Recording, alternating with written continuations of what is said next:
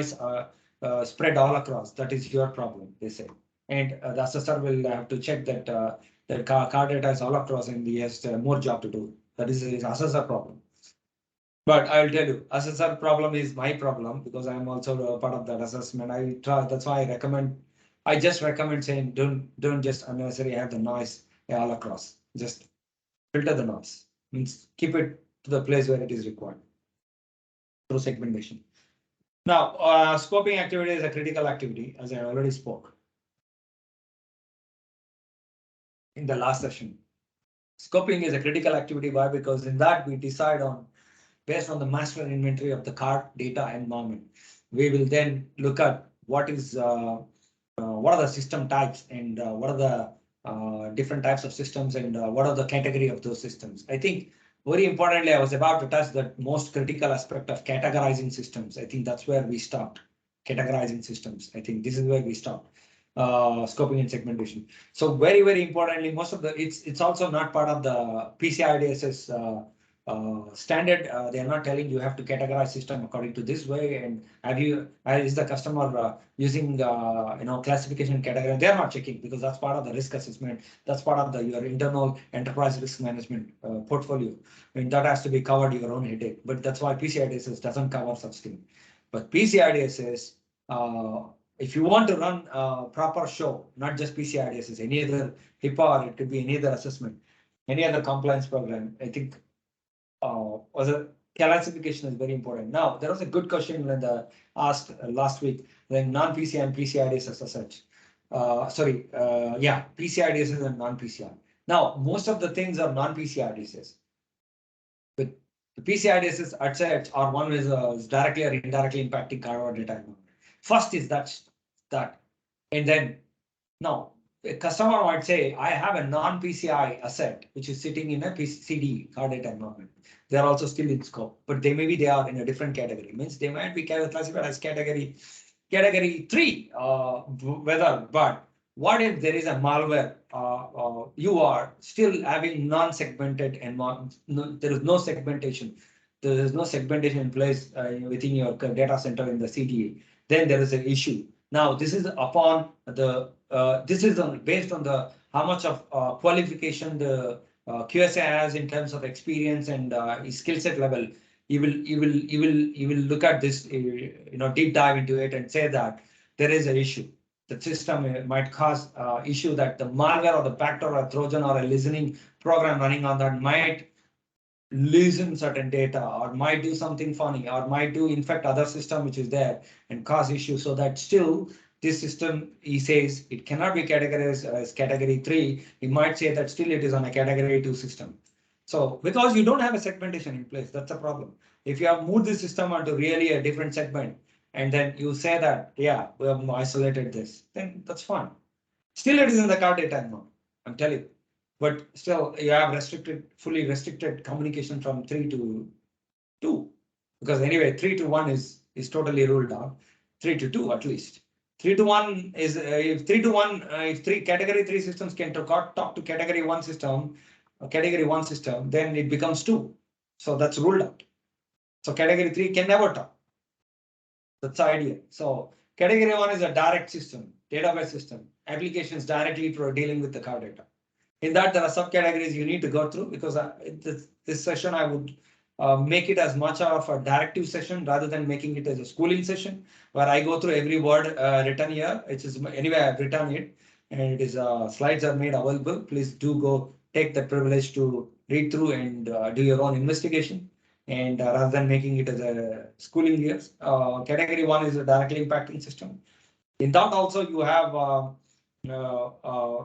one which is directly dealing, but still does not see 1B does not store, process or transmit card data, but are affected by category 1A. So there is a little discrimination or part of the story added here, wherein saying this is a database system is on 1A. If you don't want to use 1A, 1B, it's fine, absolutely fine. You just put up the system as 1. If you don't want to complicate too much, if you don't have time to do that, to apply so much of separations there on categorization, discrete or detailed categorization. Yeah. So due to absence of controlled access, it says here, it was very.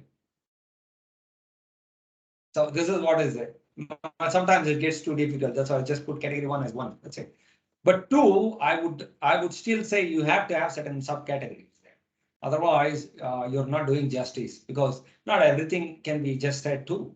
Maybe you need to bring in at least certain levels, because these levels makes very sense for me. If you look at 2A, controlled access. Example, it says security services like authentication, IAM, identity access management. They are category 2A, because without such system, or such system being compromised, is an issue that your category 1 is also done. Can be compromised, because it's still important system. Now, in the further category, it's about flow. Who who is initiating the connection, in what direction it's flowing, is what categorizes. Subcategories have been derived, 2B, 2C through that.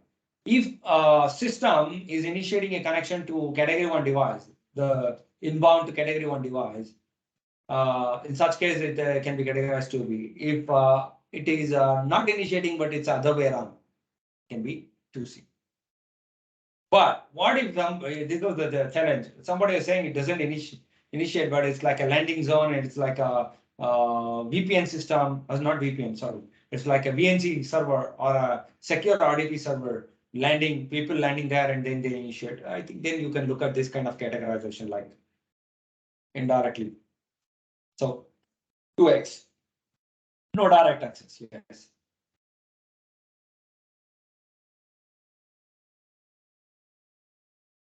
So please do go through. It's quite important. So please make sure your controls are very effective, and effectiveness is only proven by what it is doing, by its action, but not by somebody telling that it is working, and there is not even one single alert coming in. So that's not what is the and you have also monitoring, alerting, enable. So make sure that your the roles are doing the job very effectively.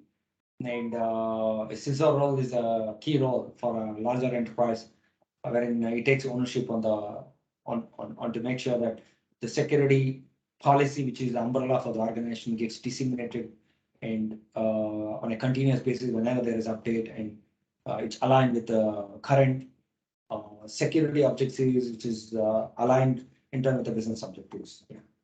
So that's yeah, all this there are different types of technical controls, as you learn through your information security management subject, or information security. So technical, physical, and administrative control. These are 2 things are defined here. There are 3 things. Physical controls we already said: locks, doors, RFIDs, and all this. Technical controls are more technical in nature, like firewalls and stuff. Administrative controls are more administrative in nature, like process. Most of the times we process stuff. Okay. So you need to be careful because there is a topic on security awareness, which is more often discussed these days, because the current situation of the world and the cybersecurity norm is really bad. Actually, there is I was just reading a security article published about insider threat, and there is no more like those days where external threats are the only one to be looked. Insider threats are much more dangerous, and they are the scale of those insider threats has increased a lot. And before we always most of the companies are talking about, or the information security professionals talk about, or the HR talks about disgruntled employee, unsatisfied employees. So you cannot keep 100% everybody, but now these days you're talking about not just about disgruntled or unsatisfied employees, but we are talking about employees who are also they are fun. They're fun-loving employees, or they're too funny, and they want to do some funny things, and which might cause and threat for the organization from insider perspective.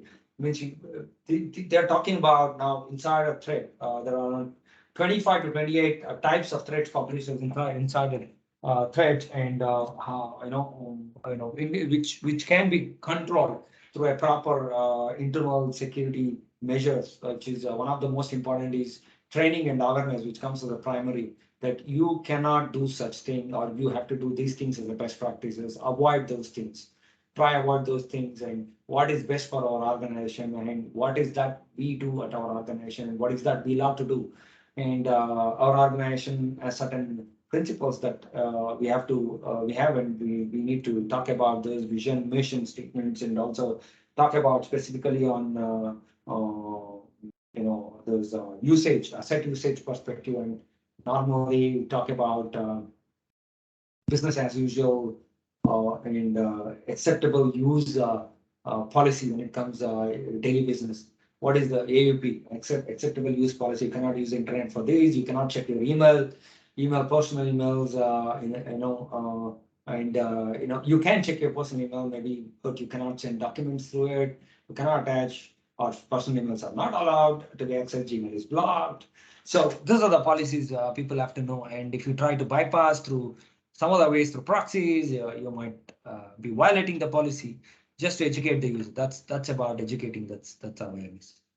So anyway, don't let the devil or the evil enter into your kingdom. And maybe it is a beautiful thing. You think if it is a devil from inside, but beauty from outside. That's a story. A beauty from outside and having a lot of evils or devils inside can be costly proportions.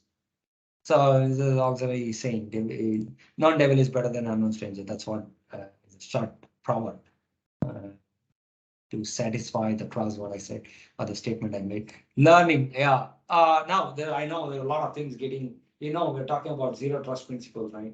Zero trust is about never trust or putting evaluating the things from the start. Don't trust anything and just evaluate whether they're trustworthy or not. That's about zero trust, and then accordingly you give the access and accordingly you let them into the network or you take them into this safe zone or isolation or quarantine zone, whatever names you want to call it.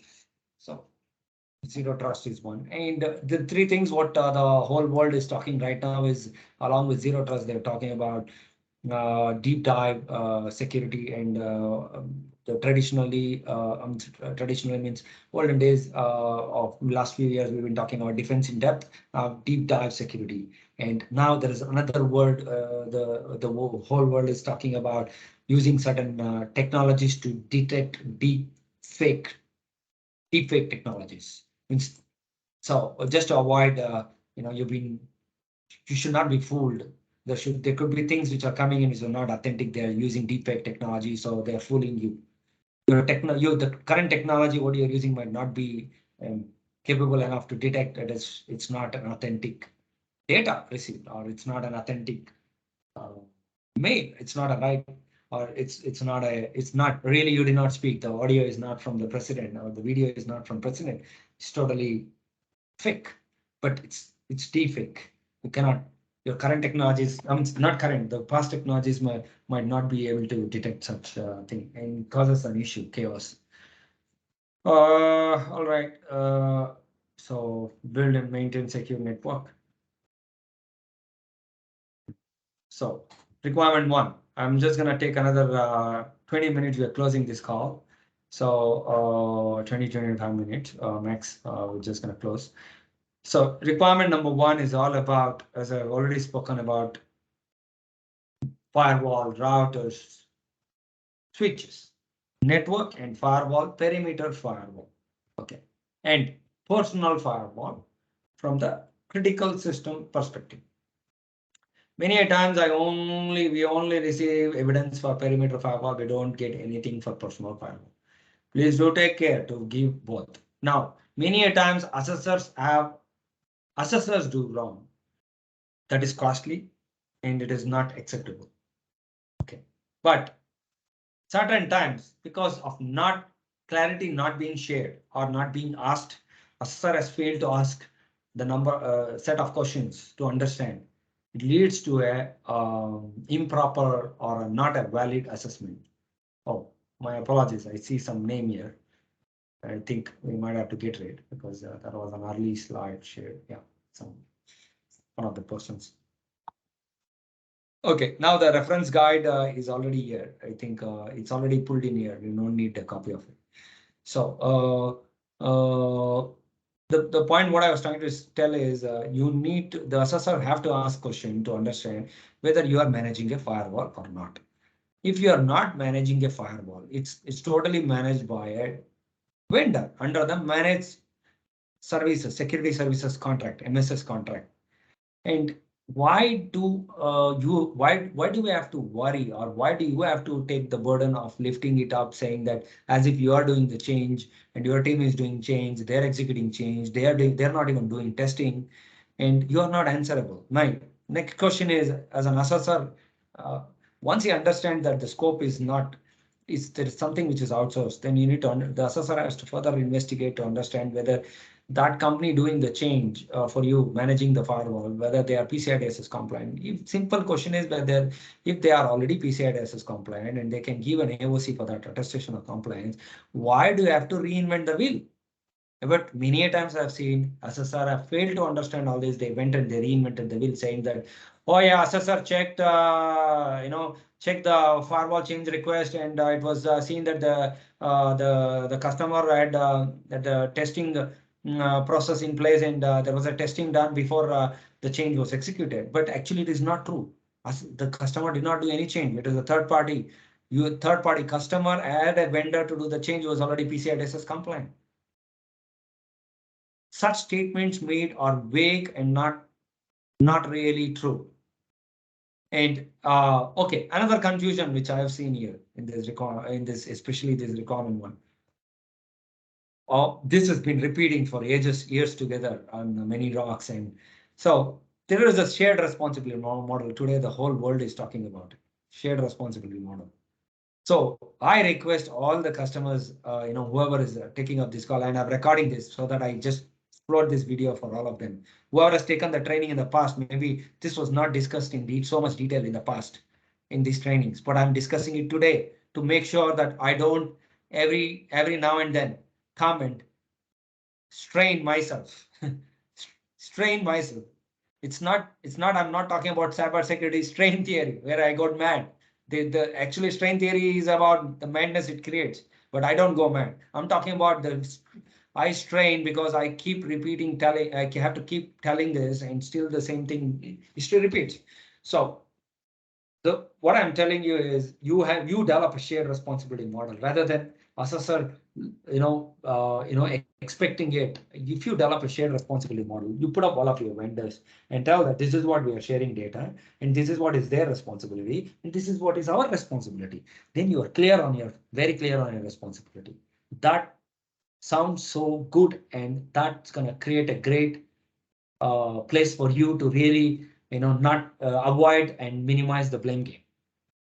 Rather saying assessor did not do the job, or you did not, or our vendor was supposed to do, he did not do, or we did not do certain times, we have messed it up. So it's good to have a shared responsibility model. Come up with a shared responsibility model telling that, yes, we do share certain data, or we do share certain, this is our own firewall. Still, we own the firewall, but they manage it. Is this not a shared responsibility model? Yes, of course, when you own the firewall, you have the total responsibility of the device.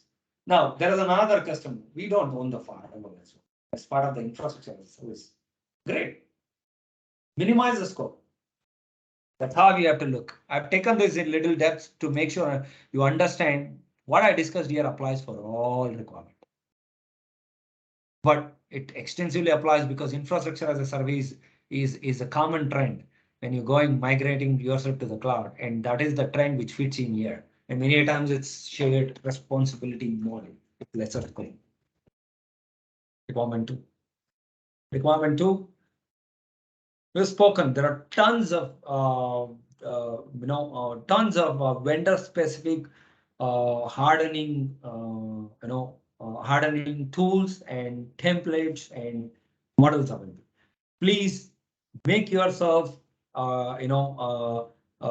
educate yourself, because PCI QSS session is not about, none of the assessors have time to, and at least I have given time to come and educate, because I know it is very, very important to educate, but it is very, very important for you also to explore. There are tons of tools available. So like CI's benchmark is one of those, but I'm telling you, if you are a Microsoft fan, okay, you can use multiple templates from Microsoft. Microsoft giving things, especially Azure Cloud, get tons of things free training, templates, simulation labs, to see what is the best, and even including the training for CISO comes for free. If you have no time, please do go explore, right? But there are other things free comes, like Microsoft baseline security analyzers and all these, right? There are tons of things. The biggest problem is it is the student is not ready, teacher never comes out. When the student is ready, me as a student, I'm always ready to explore. Always there is some teacher ready for me online. Somebody is ready to share, and somebody will post something and they'll say, hey Manju, take a look at this. This is great. This is a great thing to explore. And I say, hey, this is good, great. Thanks for sharing the link with me. And I every day get tons of links and posting done for me. And then I'm always continuously learning. So we have to be ready to learn, and it doesn't matter what age or what we have gone through. And that's where I learned. And there are so many adamant personalities who were just so adamant not to learn, and they show rigidity, and they drown themselves and also drown the organization. So that should not be the criteria. So the learning is such a parameter. CIS benchmark, I'll tell you, tons of benchmarks are available for every single flavor of Linux and Windows. But if you are not a fan of CIS, I will tell you, use, as I said, Microsoft Security Baseline Analyzer. So those tools can be used. Or if you don't like that, use other frameworks. Cybersecurity framework. Use a cybersecurity framework. There's a framework which is available. Use NIST framework. You don't want to use any of this. You can use architecture framework. COSO, you got SAPSA, you got TOGAF. So there are so many things. Hardening, I'll tell you, it comes out as you need to use at least certain combination of it, come out with your own, rather than throwing on the face of an assessor just CIS direct document and say we use this, or Microsoft link. Give me many have done this in the past. And we our assessors also have accepted. I'm not telling. I have also accepted certain times when it is a win-win situation, at least. And when I see that practice have been done, means you have given me a link, Microsoft link, hardening guide, and you have also hardened the system, then I have reasonably accepted. But it is not the high standard of quality. Quality is not high standard, but it is a baseline standard. PCI DSS baseline standard. I've been very generous to just accept it, but not too generous to spoil the standard. That's not the motive of. Many times we as a people, we have to say that I'm delivering base minimum quality, because PCI DSS is base minimum quality. And I'm not doing high standard. If you are a person of high standard, I'm very happy to come and help you out. Please show that interest. And let's not show rigidity that I cannot accept any of my employees saying I'm rigid, I'm already 40 years of rubbish, 30 years of rubbish, I'll tell you. So I think that's the strain, that's a stain, not a stain in your brain, which can strain you because we don't want to learn, because it's dynamicity. So hardening is all about continuously you are working to induce common security parameters as the whole systems and the whole the attack surface and the vectors are evolving. You need to be continuously working to make sure you have those updated. Don't tell me like 2 years you have one template created checklist and I'm just using it. That's not gonna fit it. Maybe default passwords. Now that might still work, but still default password is not the only agenda. The common security parameters here discussed. Every system is consistently configured. So those are the things, right? You need to take care. This is requirement 2 is extensive because it covers all the system. It's not a very focused firewall database. It's focused towards every single type of system. 2. So 3 about card holder data being at rest, means CSD at rest, the account data at rest. So we have to make sure the data which is at rest is protected, and Many times it is a debate saying, oh, okay, how do we protect? Can we use hashing? Can we use encryption? See, I don't want to run a debate across it. As long as you are meeting the base minimum, your hashing strength is equivalent to the encryption. Means you can provide the equivalent of encryption standard. Okay, then it should be. This is the debate which happened in the ETF meeting, encryption task force, whether hashing has to be allowed. But ideally speaking, don't complicate the subject. Just use encryption and use the encryption which is acceptable. Oh, somebody comes and say, hey, FIPS is not a deprecated this encryption standard. Can I still continue to use? Yes. But why do you want means triple DES is acceptable? Okay, this is the debate, actual debate I'm bringing. But okay, oh, we use 3 keys in triple DES is still acceptable, right? Because FIPS is still allowing. No, yes, absolutely. But if something better can be used, if you're not constrained by your mind and your silly mind doesn't play the drama there, and your organization is promoting you to use the best standard, why do you want to go with the cheapest or the most easiest ones? Try to go with the standard which can live, means you can let your system live for a few more years rather than going with those base minimal standard. Like I'll say, oh, PCI allows to TLS 1.2. Let me use only 1.2. I'm implementing a new system, but I don't want to use TLS 1.3 because TLS 1.2 is still allowed. Why do you want to do this? Just go with the latest so that the system is safe. You don't have to go with this, half the way upgrade, half the way, plan on interruption of service window time to communications and all the stuff.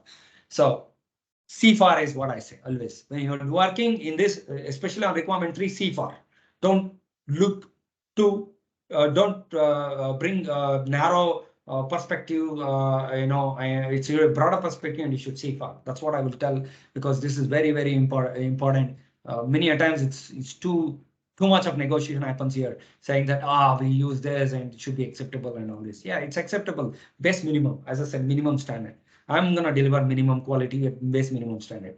If you want high standard, you still, PCI DSS encourages you to go ahead and implement a strong password. Above 3.2.1 says 8. You want to do or minimum 7 characters. You want to implement 10 characters. That's absolutely fine. So now this orientation is because I want to make sure the customers know what they have to be doing. Means they know the best practices. That's why I'm giving a little more time on each of the requirement. Otherwise, I just run through quick. 4 is about transmission. And as I already spoke, please make sure all of your channels are encrypted. Use VPN, but not a VPN without a proper, security. Now, so many a times they come up with VPNs which are side-to-side VPNs like IPsec tunnels running on version 4, IPv4. So IPsec tunnels running is absolutely fine, but the most secure way of looking at it is tunnel mode rather than the transport mode. Because the payload, the whole the additional layer of header encryption, addition layer, which is tunnel mode, a tunnel gate, and so there is an additional IP layer which comes in. So which is totally the payload is encrypted. It's total end-to-end encryption. Everything is encrypted. So the whole, including the payload header. So that's the most secure. And SSL VPNs, make sure remote access VPN, SSL VPNs. Okay, fine. So are you really safe? Are you using MFA, multi-factor authentication on that also? Please do that. So now, how do you access the systems? Remote access. Do you use SSL? Do you use SSH? SSH. Okay, fine. Somebody once says I'm using RDP. I'm fine. No, you're not fine. Are you using secure RDP?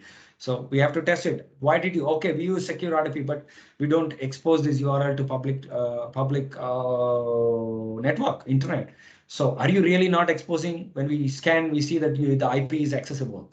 And then it's a problem. And they say, oh, we use secure RDP, but still, what is the risk? Then this has to be covered under the vulnerability as external VA.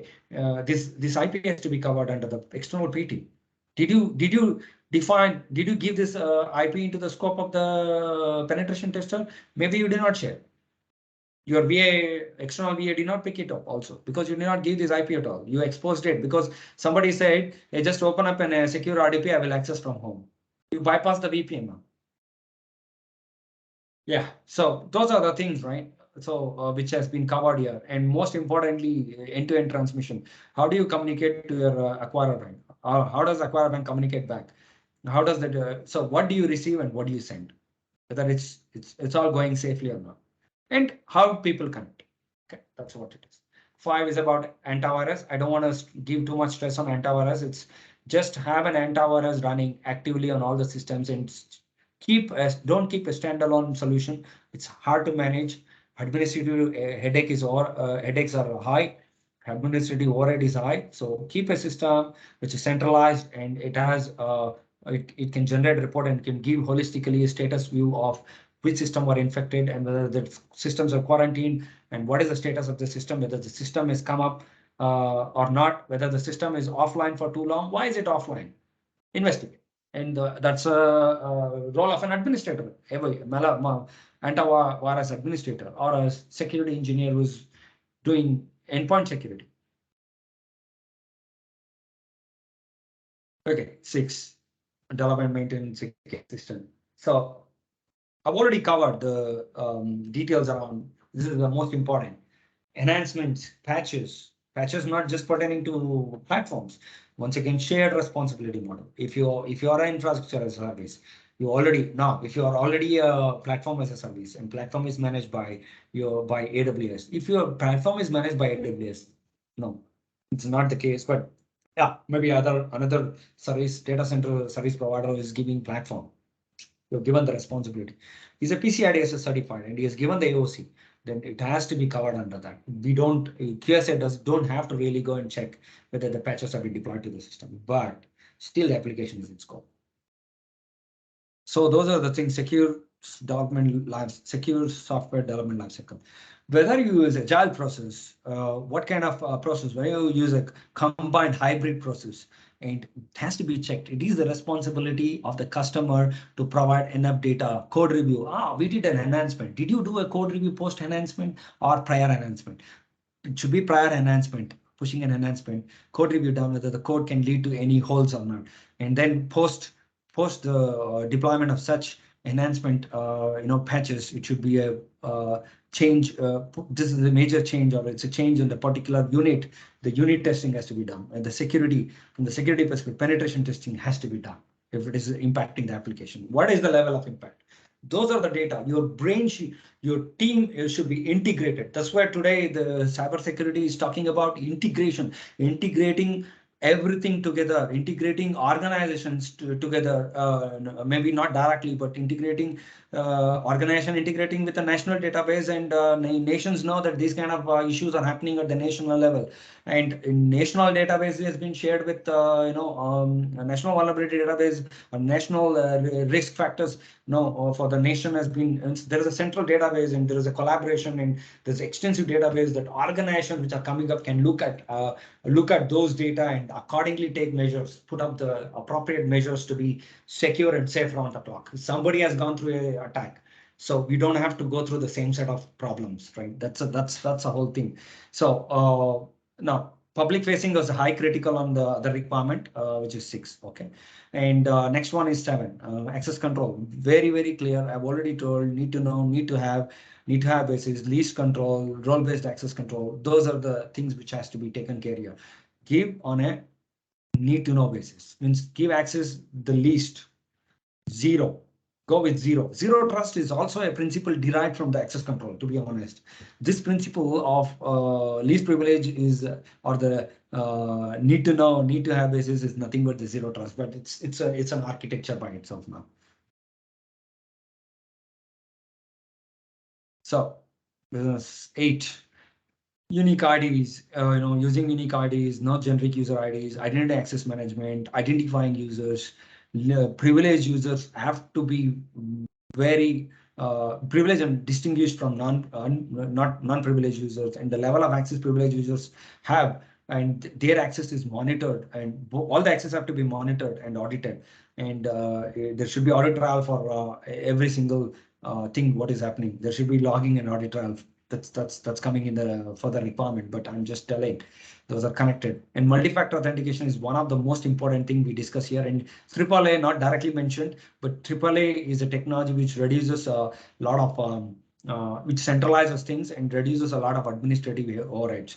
Because when you do AAA like Radius and TechArts, you are making a central system which can now do authenticate, authorization, and accountability. So the system takes care, and now this can be integrated with SIM, right? So then it is a full-fledged system which can SIM can do a better job. And there's a multi-factor factor authentication, something you know, something you have, something you are.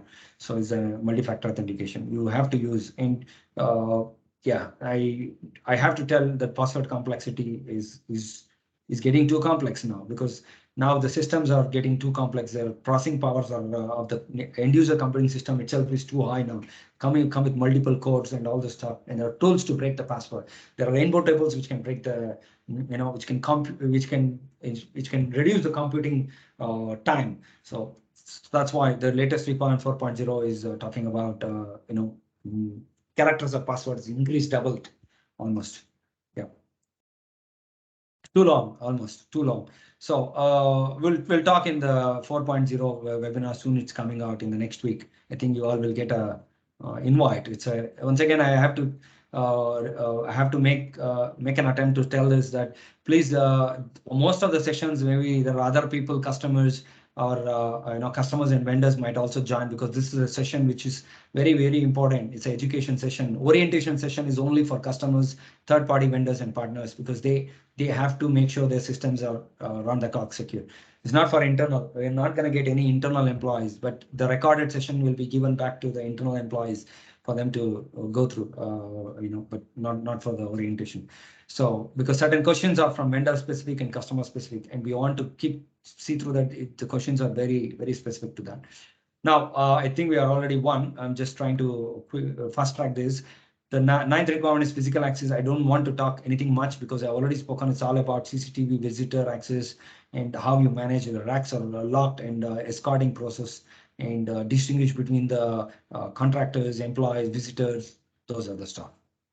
CCTV footage evaluation, visitor log evaluation, or the assessment of those data or records.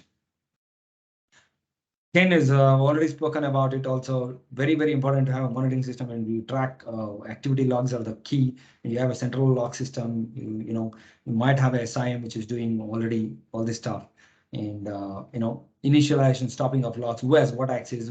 If anybody, not anybody can delete the logs, and there should be only certain super user who has access to all this. And if he also does something, there should be another. There should be an alerting system which will alert, and it will create another log right before it alerts you. Those are the stories. Secure audit trials is what is the focus.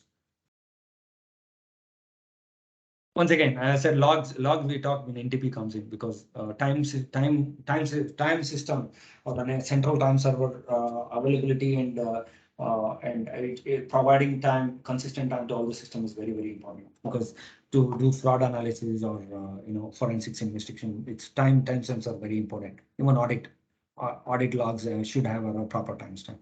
So 11, I've already spoken extensively. Having a risk matrix, you are having heat maps, and your critical systems, and external interfaces which are hosted to internet. Their untrusted network is, and you communicate back to your third-party vendor and your internal team. The scopes are properly defined, and you're continuously checking on those. And one extra thing I would allow to add here is the IPS, IDS capabilities, and your file integrity monitoring system, which is FIM is like specifically a developed IDS version of it, wherein it checks on the files, on the changes, and if any anomalies detected, it's gonna check some value or the value on the file. It just notifies. That's a dedicated tool, because critical files have to be protected. System files and critical files and some of the logs. Yeah, those are in scopes. Yeah, in scope for that. So the last but not the least, before we wind up this call, 12, cybersecurity. So information security policy it says, but yeah, cybersecurity, information security, I don't see a big difference there. They're just on overlapping terms. So, but these days, cyberspace is bigger. Let's talk about cyber means anything under cyber is any systems connected, and they have data. They're all in the cyberspace, and the external, internal, and everything.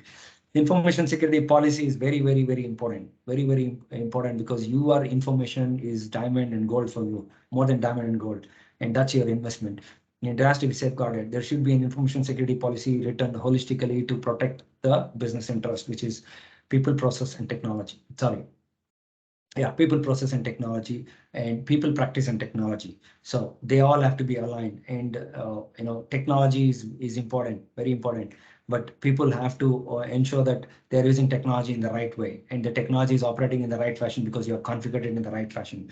And there should be governing the most highest of the policy, information security policy as an umbrella holding should have specific policies, operational specific policies which are operational, or there are specific procedures in which are operational procedures, which is in detail, mandatory in nature as well. There should be specific standards, which is not too detailed like procedures, but they're talking just standards. And there can be discretionary guideline documents. Yeah, those are the things which has to be mapped on to the primary document. So yeah, so the information security as an umbrella should cover everything. It should cover all the usage. It should cover security awareness. It should cover about hire and fire process. It should cover about security incident response plan and the security incident response in the last 1 year. Okay, quick. I'm just heading quick. We know cybersecurity strategy for responding to an incident as per the framework, cybersecurity framework. You need to be always ready. Means you need to have a proper plan, and you need to have a strategy. You need to have a defense. You need to resist, and you should have a detection capability. And whenever you detect, you should have a response plan to respond, and you should raise an incident, and the way incident is handled, and then yeah, that's the thing. There are teams working in from the cybersecurity context from red, blue, purple team. There is variations now these days. They're talking red, blue, purple, orange team. So that depends on your organization's as an enterprise, your organization capability and organization's scalability, organization's vastness, that how much vast, and if you are a really big organization, thousands of people, then thousands of devices, then you might need variants there, like red, blue, orange, purple team. So it's up to you how you want to define. Yeah. So different teams doing different job, and then reports are available to really understand what's happening and if there is any risk or not. So the controls come in this fashion. It's a 360-degree deep, as I said, deep security, defense in depth. So those are the things: detect, prevent, predict, respond. Yeah, those are the things. So do's and don'ts. Please do read through it. What's your habit? Are you a person who want to just get the compliance here? I don't care about anything else. I need a certificate. So is that your organization habit, or is that particular business unit habit? So there's a problem with business unit. If it's business unit, what's your habit? Yeah, doing something good or something bad, or just sleeping over it, not really worrying much, or are you do you want to lift the heavy price? So some of those, yeah. Not giving access, like giving access on a rainy day. It's too much rain, and the dam which is built for a reservoir, which is built to hold the water. It's too much what for rain, and somebody just opens the floodgate, not really realizing that the people will be the floodgates will flood all the villages and cities, and they will be drowned. They'll drown the whole city or the village, and people will be killed also. So it's something like that. In a layman word, I've just used: don't open up access for everything just because something is not working on a firewall. Hey, let's open up internet for all. I just use one statement. Later we can go ahead and see why it is firewall is behaving in that fashion. That's a costly solution. So use always default deny. Give excessive permission on a rainy day. It says rainy day. Yeah. So a lot of things to as a good thing, something constructive.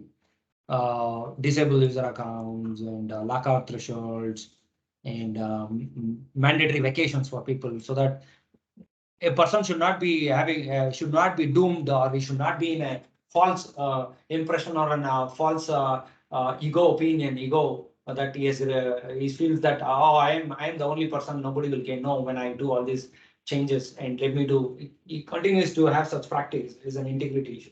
You can avoid such through mandatory vacations and split knowledge, split keys to avoid one single usage, wrong usage. Maker and checker thing to make sure that person who creates doesn't also approve. It's kind of such kind of things. Destructive, yeah, many things you use. You shared your user password. Please go through all this. The one with dollars here cost more. Spanners cost more administrative task. One with more hands cost more people. So it's also part of the more. I mean, this is more mechanics. This is more about hands, people, administrative, both. Yeah, investigating, terminals and regularly timely checks, timely investigation, timely site visits, check, timely trainings. All these are great things, I'll tell you, which will avoid an issue or avoid a breach. Okay, I'm just skipping. It's all visual and it's pretty much. So fallout, potential fallout for a breach, it's listed here. Losing customer confidence and revenues impacted, monetary, directly, tangible, intangible. Tangibly is more directly impacted, monetary ways. Qualitative and quantitative analysis have to be done. So, and brand name is gone, and you might be part of the now investigation, forensics investigation might be called upon, and you might be having penalties, dues to be paid, and all that stuff. Multiple things you can do, termination of agreements, or a typical rough economics of a breach. I've just put up. Yeah, it could be priceless, it could be more.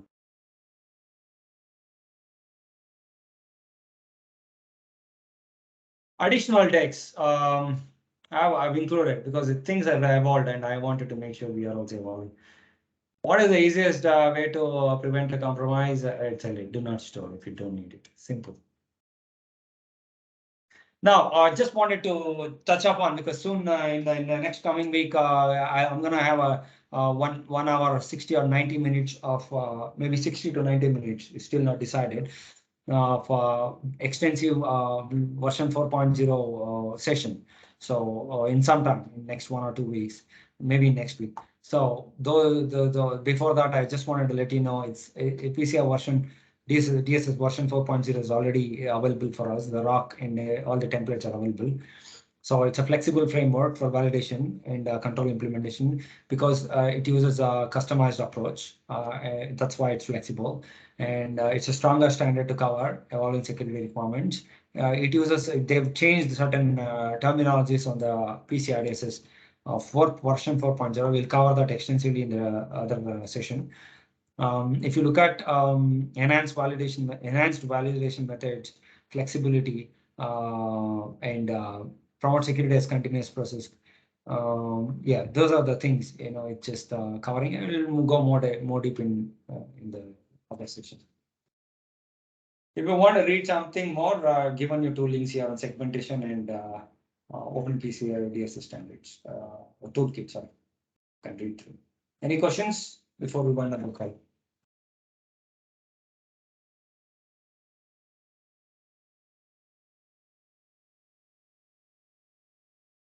I think I was too fast. I know the domain is too vast. I'm sorry for that.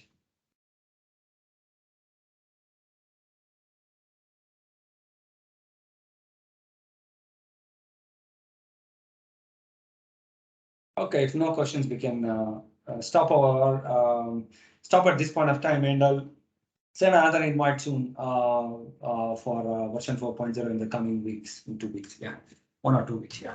Thank you. Thank you. Thank you, Manju. Thank you. Thank you. Bye. Bye.